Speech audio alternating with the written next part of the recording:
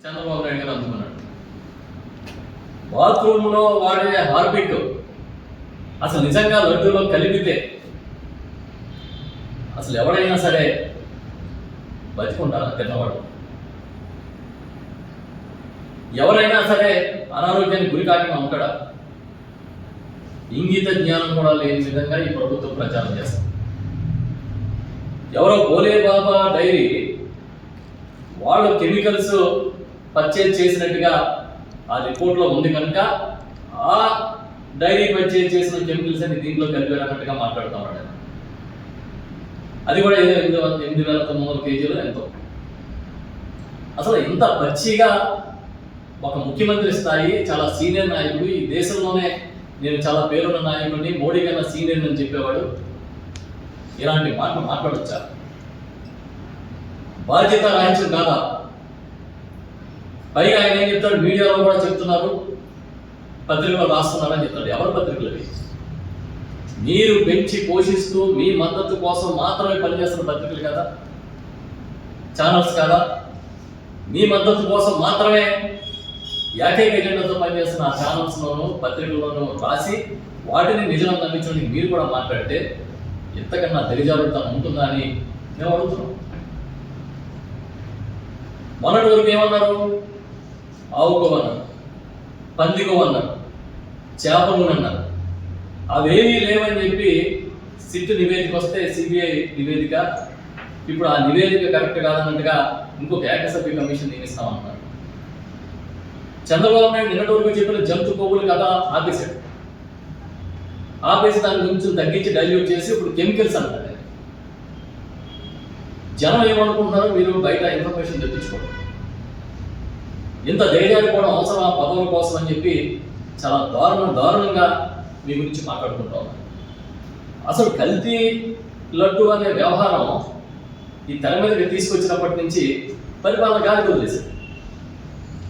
వదిలేసి ఇవాళ మీరు మాట్లాడింది, మీరు చేసిన ప్రచారం తప్పని తేలిన వెంటనే నిన్న మళ్ళీ మొత్తం అందరినీ తీసుకొచ్చి ఆ పైన కూర్చోబెట్టి స్టేజ్ మీద ప్రెస్ మీట్ పెట్టారు. అసలు ఈ గవర్నమెంట్ వచ్చిన తర్వాత ఎప్పుడైనా సరే మీ కూటమి భాగస్వాముల్ని కలుపుకుని ఒక మంచి పని కోసం ప్రెస్ మీట్ పెట్టారు? ఒక్క మంచి పని చెప్పడానికి ప్రెస్ మీట్ పెట్టారా? ఒక పక్కన పవన్ కళ్యాణ్ గారిని, ఇంకో పక్కనేమో బీజేపీ అధ్యక్షుడు మాధవ్ గారిని కూర్చోబెట్టిన ఎప్పుడైనా పెట్టారా మీ ప్రెస్ మీట్? ఇప్పుడేం రాస్తారు? ఇవాళ బీజేపీ మరింత క్రియాశీలకంగా రావాలి, కల్తీ లడ్డు వ్యవహారాన్ని మీ పార్టీ ద్వారా మరింత బలంగా ప్రజల్లోకి తీసుకెళ్లాలని బీజేపీకి చంద్రబాబు నాయుడు గారు చెప్పినట్టుగా ఇవాళ ఆంధ్రజ్యోతిలో రాశారు. అర్థమైంది కదా? అంటే బీజేపీ భుజం మీద తుపాకీ పెట్టే కార్యక్రమం.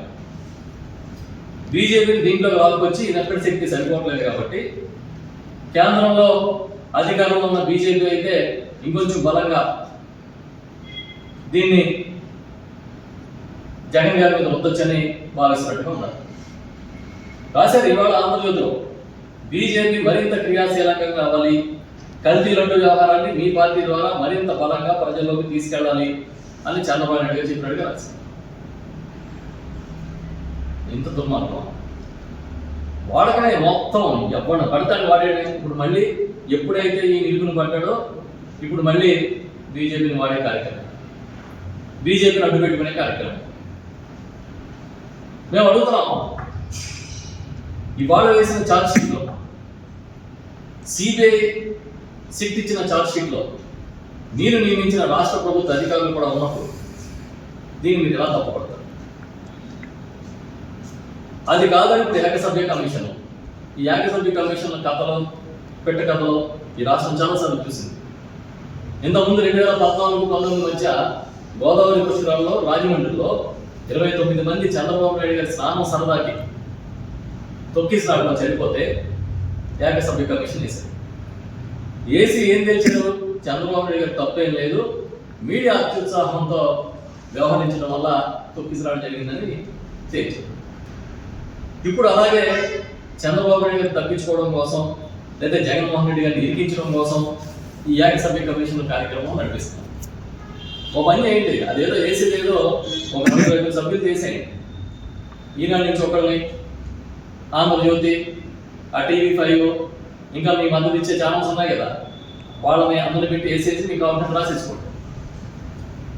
ఏంటి ఎంత దొంగ నిన్న నుంచి సోషల్ మీడియాలో తిరుగుతాం.